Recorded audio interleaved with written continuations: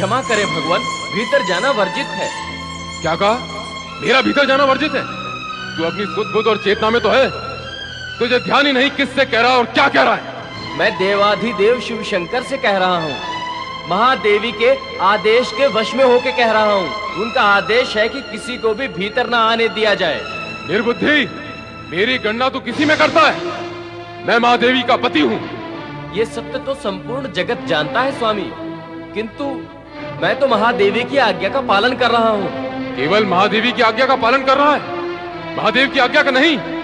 अवश्य करूंगा।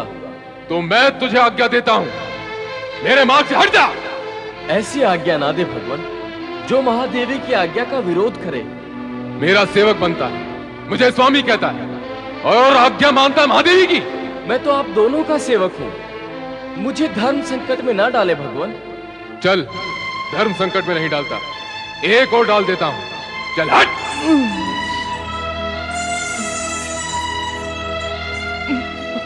माता पार्वती, क्षमा करना।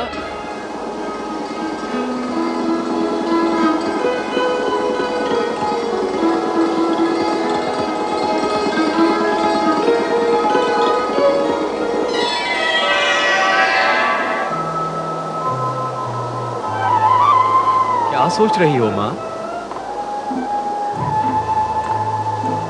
अरे कार्तिकेय, कहाँ था तू अब तक? मैं तेरे लिए कब से चिंता कर रही हूँ। तुझे अपनी माँ की क्या तनिक भी चिंता नहीं है? मुझे छोड़कर कहाँ कहाँ चला जाता है तू? अब भविष्य में जहाँ भी जाए मुझसे पूछ कर जाना। पर बता तो, कहाँ गया था तू? मैं तो यही हूँ, कहाँ जाऊंगा तुम्हें छोड़कर? क्या सोच रही हो देवी पार्वती? आश्चर्य, घोर आश्चर्य। तुमने अभी तक स्नान भी नहीं किया देवी। ये क्या स्वामी? क्यों, क्या हुआ? आप इस प्रकार स्नान कक्ष में कैसे चले आए? मैं तो भयभीत ही हो गई थी।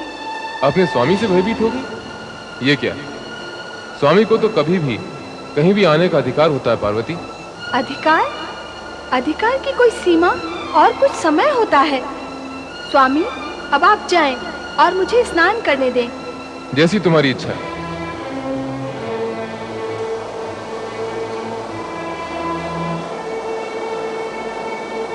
नंदी, नंदी।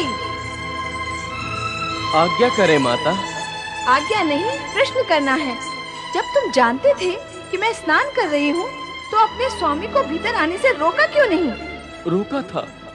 रोका था माता। रोका था? किसे रोका था और कौन रुका? वे तो भीतर आ गए थे, फिर रोका कब और किसे? इसे तुम रोकना कहते हो? मैंने उन्हें रोकने का प्रयत्न किया था और उनसे ये भी कहा था कि माता पार्वती स्नान कर रही है, भीतर ना जाए भोलेनाथ। पर क्या? पर वो मुझे धकेल कर भीतर चले गए। ऐसे में मैं और अधिक क्या कर सकता था? वे मेरे स्वामी हैं, मैं उनका सेवक। तुम उनके सेवक हो? यदि मेरे सेवक होते तो तब भी क्या धक्का मारने से हट जाते और उन्हें भीतर आने का मार्ग दे देते? बोलो, उत्तर दो। कहा तो मैंने भी था कि देवी स्नान कर रही है, पर महादेव ने इस पर ध्यान ही नहीं दिया। भला हम उन्हें कैसे रोक सकते थे? माता, देवादिदेव को रोकने का साहस कौन कर सकता है? तुम सभी विवश और असहाय हो, तो तुम सब जाओ यहाँ से। हमारे चले जाने से क्या समस्या हल हो जाएगी? कैसी समस्या? सुरक्षा की समस्या। कल फिर इसी प्रकार की घटना घट सकती है। महादेव तो आपके पति हैं, इसलिए ये घटना इतनी दुखद नहीं हुई। अन्य कोई होता अथवा भविष्य में कोई हुआ तो? सुरक्षा की व्यवस्था आवश्यक है। एकांत सुरक्षा के लिए किसी विशेष व्यक्ति को ही नियुक्त करना होगा। यहाँ तो सब महादेव के गण हैं, उनकी सेवा में हैं। आपका कोई गण नहीं जो आपकी सेवा सुरक्षा करे। नंदी आपका गण होता तो क्या सरलता से महादेव को प्रवेश करने देता? स्वामी की स्वामी भक्ति में स्वामिनी की सुरक्षा का कर्तव्य पूर्ण करने में वह चूक गया। ठीक कहती हो तुम दोनों। मुझे इस विषय में गंभीरता से विचार करना ही होगा। विचार नहीं, कार्य करना चाहिए। आप कुमार कार्तिकेय को अपनी सुरक्षा का कार्य क्यों नहीं सौंप देती? वो आपका प्रिय पुत्र है। कार्तिकेय, वो तो पहले शिव पुत्र है, फिर माता का पुत्र है, फिर वो एक स्थान पर रहता भी तो नहीं, स्थान स्थान पर भ्रमण करता ही रहता है। मुझे इस विषय में कुछ उपाय करना ही होगा।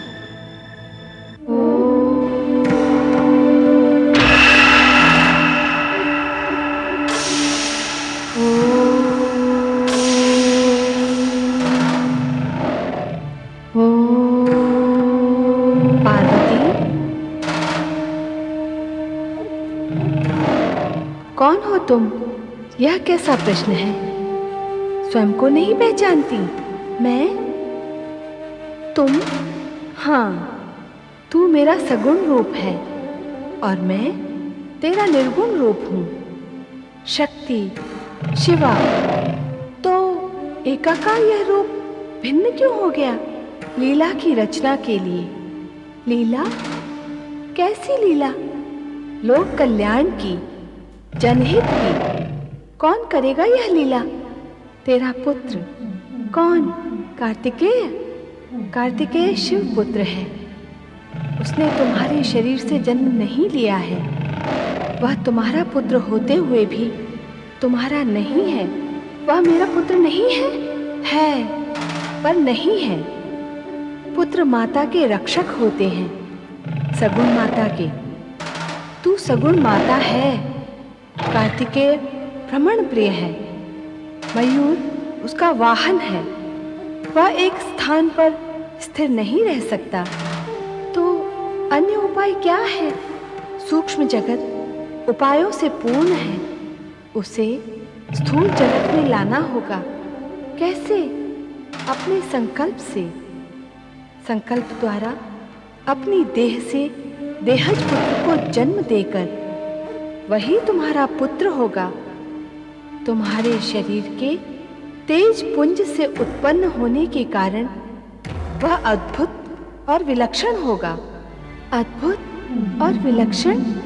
हाँ, विविध लक्षणों से पूर्ण और अद्भुत। उसकी समानता जगत का अन्य कोई पुत्र नहीं कर पाएगा।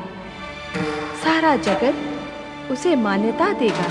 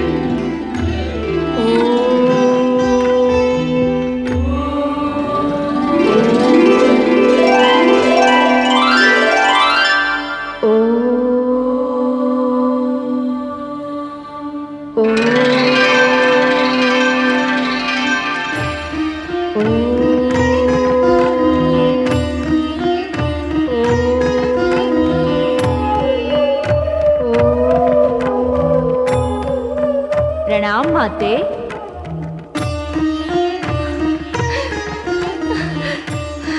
मेरा पुत्र।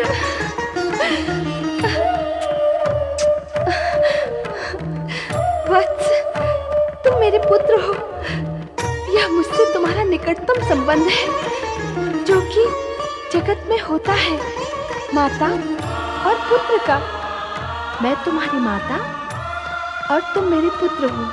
संबंध और निकटता तो मैं पहले से ही जान चुका था माते, इसीलिए तो मैंने आपको माते कहकर प्रणाम किया।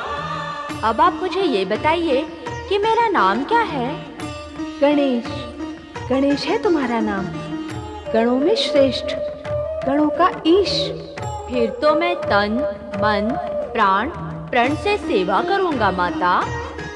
तुम मेरी सेवा करोगे? अवश्य करूंगा। माता से अधिक और कौन पुत्र के निकट होता है? इस निकटता की रक्षा के लिए पुत्र का कर्तव्य ही होता है कि वह अपने माता की सेवा करे। मैं भी यही करूंगा। ये लो दंड। इससे क्या होगा माता? इस दंड से तुम्हें दंड देना होगा। किसे? जो भी अनाधिकार रूप से अथवा मेरी आज्ञा के बिना मेरे कक्ष में प्रवेश करने का प्रयत्न करे, उसे। जैसी आपकी आज्ञा माता। तुम्हें सतर्कता पूर्वक यहाँ पहरा देना होगा, कोई भी भीतर प्रवेश न कर पाए। आपकी आज्ञा का पालन करूंगा माता।